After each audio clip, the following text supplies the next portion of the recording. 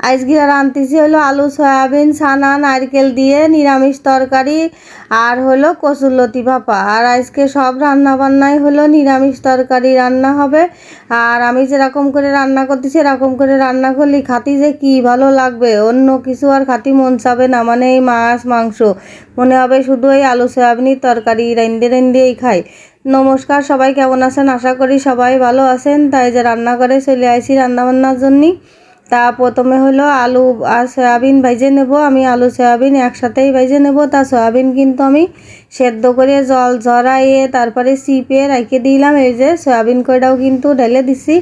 আর soybean কিন্তু তাড়াহুড়ো করে ভাজতে গেলে হবে না যে তাড়াতাড়ি জাল দিয়ে তাড়াতাড়ি ভেজে ফেলাই দেবো, কিন্তু তা করলে একটুও ভাজা হবে না। সয়াবিনটা হলো খুব আস্তে আস্তে ভাজতে হবে, আস্তে আস্তে জাল দিয়ে, নাহলে উপর পুড়িয়ে যাবে আর মধ্যেই ভাজা হবে না। এই হলো কাহিনি। আর আমি কিন্তু হলুদ লবণ দিয়ে দিছি আলু সয়াবিনই। আর এই যে আলু সয়াবিন কটাও কিন্তু ভাজা প্রায় হয়ে গেছে, আর একটুখানি ভাজবো, ভাইজে নামাই থবো। তা আলু সয়াবিন কিন্তু ভাজতে অনেক সময় লাগে, বুঝেছেন। আর এই যে আলু সয়াবিন ভাজা কিন্তু আমি নামাই থিয়ে দিছি, আর কড়াইতে তেল দিয়ে দিছি, আর দুটোস কয়টা জিরে দিয়ে দিলাম সম্বরা। ঘরে আজকে শুকনো জাল নেই, শুকনো জাল আর তেজপাতা দিলি ভালো হয়। শুকনো জালও নেই, তেজপাতাও নেই, তাইটি জিরে দিছি। আর এদিকে কিন্তু আদা বাটা জিরে বাটা তেলের পরে ঢেলে দিছি, আর অল্প একটুখানি আদা বাটা জিরে বাটা রেখে দিছি, কারণ হলো কচুরলতি ভাপা করবো সেই জন্যই, বুঝেছেন। তাই যে হলুদ লবণ তারপরে হলো একটু চিনিও দিয়ে দেবো মশলার মধ্যে। মশলাটা কিন্তু ভালো সুন্দর করে কষায় নিচ্ছি। আর এবার দিয়ে দিলাম খানিকটা জালের গুঁড়ো। আর নিরামিষ তরকারি একটু ঝাল ঝাল একটু মিষ্টি দিতে হয়, না দিলে ভালো লাগে না। তাহলেও সব কিছু দিয়ে এবার সামান্য একটু জল দিয়ে মশলাটা কষাই নিচ্ছি। আর চিনি কিন্তু আমি সামান্য একটু দিছি, 1 চা চামচ, দেখেছেন তো লাস্টে। আর তেল ছাড়া পর্যন্ত কিন্তু মশলাটা কষাতে হবে। আর এদিক দিয়ে দিলাম নারকেল কুচি। আর নারকেল কুচি কিন্তু আমি ভাইজে নিইনি, নারকেল কুচি ভাইজে নেওয়ার চাইতে আমার কাছে মনে হয় যে কাঁচা মশলার ভিতরে কষাই নেব, সেইটা খাতে বেশি ভালো লাগে। আর এই যে ছানা হলো বাইঙে একদম গুঁড়ো করে মিশিয়ে দেবো। অন্যদিন তো ছানা হলো পিস পিস করে কাটা থাকে, সেইটা রান্না করি, কিন্তু আজকে সেরকম করে রানবো না। আজকে হলো বাইঙে গুঁড়ো করে দিচ্ছি। এরকম করে রান্না করলে খাতি আসলেই যে কি ভালো লাগে তা আর কি কব। আর হলো এই যে ভালো করে কষাই নিচ্ছি, কিন্তু মশলাটা কষানোর কাছেই রান্নাটা মেন কিন্তু। তা আমি কিন্তু খুব সুন্দর করে মশলাটা কষাই নিচ্ছি। আর এর মধ্যেই তো দেখেছেন নারকেল ছানা সব কিছু দিয়ে এবার সামান্য একটু জল দিলাম, দিয়ে আবারও একটু ভালো করে কষাবো। আর তারপরে কিন্তু সেই ভেজে ধুয়ে দিলাম আলু আর সয়াবিন, সেই তার মধ্যে দিয়ে আরও খানিকক্ষণ কষাই নিতে হবে। তা মশলাটা বেশ খানিকক্ষণ ধরে কষাতে হবে, যেহেতু এর মধ্যে ছানা দেওয়া রয়েছে। এবার মশলা কষানো শেষ, এইবার হলো সেই আলু আর সয়াবিন ভাজা এর মধ্যে দিয়ে দিলাম, দিয়ে আলু আর সয়াবিনটাও কিন্তু ফাইন করে কষাতে হবে। আর আলু সয়াবিন দেওয়ার সাথে সাথে সয়াবিনই তো মানে তেল ঝোল সবই টেনে নেয়। আর মশলা কষানোর সময় কিন্তু দেখেছেন আমি তেল খুব বেশি দিইনি। আর যেহেতু আলু সয়াবিন ভাজার সময় তেল ছিল, আর এই তেল হলো মানে কষানোর সময় খুবই অল্প দেওয়ার চেষ্টা করতে হবে। কারণ কি, এই যখনই হলো ঝোলের জন্য জল দিয়ে দিবানে সয়াবিনই তরকারিতে দিলি পরে ওই সয়াবিনই ভাজার সময় যে তেলটা নিল সব তেল ছেড়ে দেবেন ঝোলে, ওই জন্যই তেলটা হলো পরে যে কম করে দিতে হবে। তাই যে মশলাটা কষানোর পরে সয়াবিন আলু তো সব কষানো কমপ্লিট, এখন ঢেলে দিলাম জল, প্রায় কড়াইটা ভরে জল দিয়ে দিলাম, বুঝেছেন। দিয়ে খানিকক্ষণ ধরে জাল দিতে হবে। আর জাল না দিলে কি আর তরকারিতে স্বাদ হয়? আর দেখেন গুঁড়ো গুঁড়ো ছানাগুলো বাইসে উঠিছে। আর এরকম ছানা আর সয়াবিন আলুর তরকারি খাতে খুব ভালোই লাগে। আরও সাথে ডুমি ডুমি করে নারকেল কুচি দেওয়া রয়েছে, তাহলে কনের স্বাদটা কিরাম হওয়ার কথা।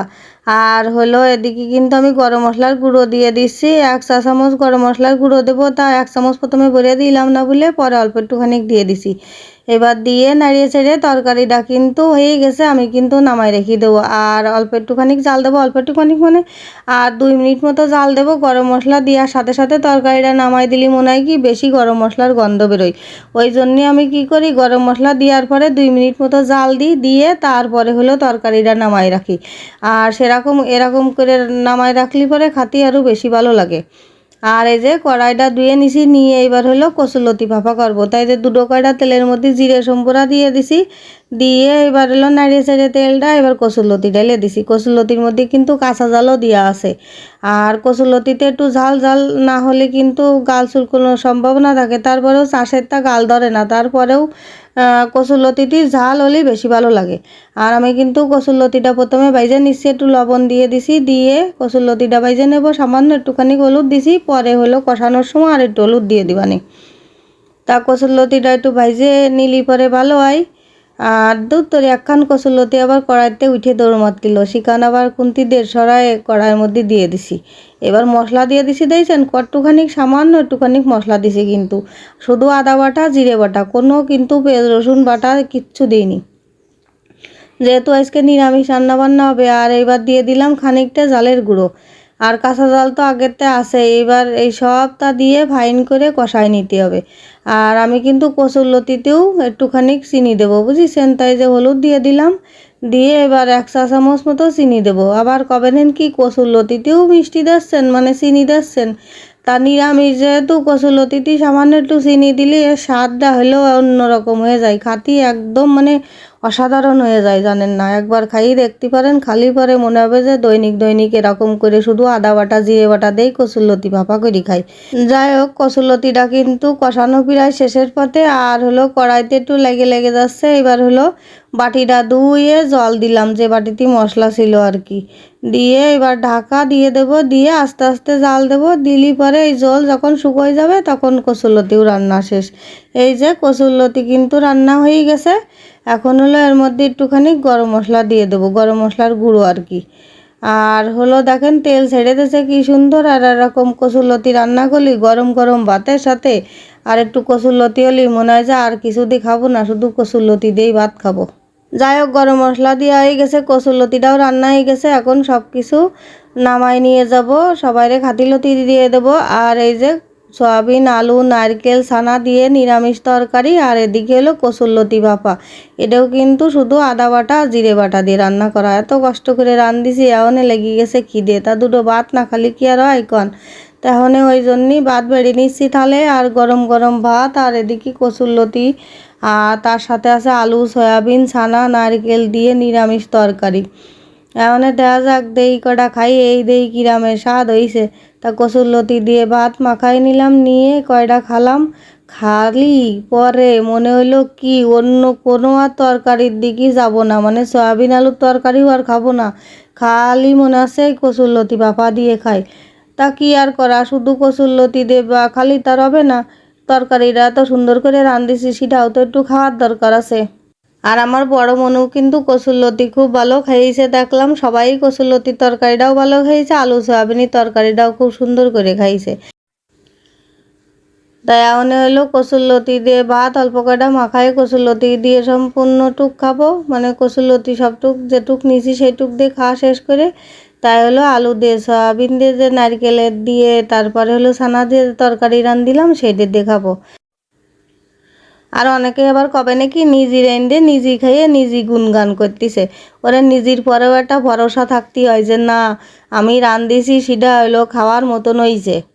নিজের প্রতি নিজের ভরসা থাকলেই হইলো, আর কি ডাকি করলেও না করলেও তা শোনা আর কি দরকার রে বাপু, আমি রান্ধিছি আমি খাচ্ছি আমার পরিবার খাচ্ছে, খাতি ভালো হয়েছে, তাই আপনাকে সাথে শেয়ার করতেছি। অনেক সময় রান্নার রেসিপিটা কাজে লাগালে কেউ লাগালো, না লাগালে না লাগালেন, সেটা হলো তাইগের ব্যাপার, বুঝেছেন। আমার দেওয়ার দরকার আমি দিচ্ছি। তা আলু সয়াবিনের তরকারিটা কিন্তু খাতি ফাইন হয়েছে, আর আমার এমনি নারকেল খাতি ভালো লাগে, তা কুটে কুটে নারকেল খাচ্ছিলাম, আর একটুখানি নারকেল আর একটুখানি আলু সয়াবিন দিয়ে জল দিয়ে ভাত মাখাইয়ে গালে দিলি মনে আছে কি ওরে মনে আছে কোনটা থেকে কোনটা খাবো সেরামের অবস্থা হয়েছে। ওদিকে কচুরলতি ভাপাটাও সেরামের হয়েছে, ওদিকে সয়াবিনের তরকারিটাও সেরাম হয়েছে। পাশে যদি কেউ অনেক খাসির বিরিয়ানি আনিয়ে ধুয়ে দেয় তাও মনে হয় যে খাবো না, ওটা শুধু এই নিরামিষ তরকারি দিয়েই খাবো, বুঝেছেন। তা যাই হোক, আমার এই ভিডিওটা যারা এতক্ষণ ধৈর্য ধরে দেখেছেন তাদের কিন্তু অসংখ্য ধন্যবাদ জানাচ্ছি। আর অবশ্যই কিন্তু একখান লাইক কমেন্ট শেয়ার করবেন, সাবস্ক্রাইব করবেন, ভালো থাকবেন, টাটা।